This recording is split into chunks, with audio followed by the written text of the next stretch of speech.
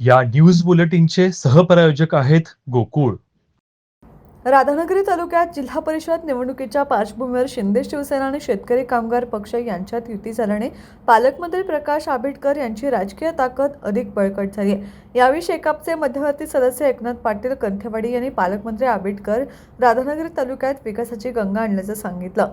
तसेच त्यांचे वडील आनंदराव आंबेडकर हे डाव्या विचारसरणीचे असल्याने त्यांच्यासोबत राहण्याचा निर्णय घेतल्याचं त्यांनी स्पष्ट केलं. शिवसेनेचे जिल्हाध्यक्ष विजय बलुगडे यांनी शेकापच्या पदाधिकाऱ्यांना योग्य व सन्मानजनक स्थान दिले जाईल असे आश्वासन दिले.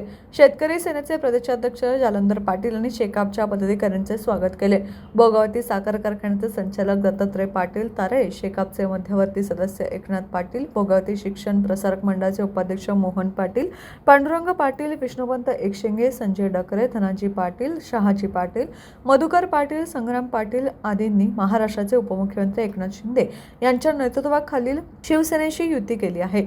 या युतीमुळे राधानगरी तालुक्यातील शिवसेनेच्या सर्व उमेदवारांसाठी ही जमेची बाजू ठरणार आहे.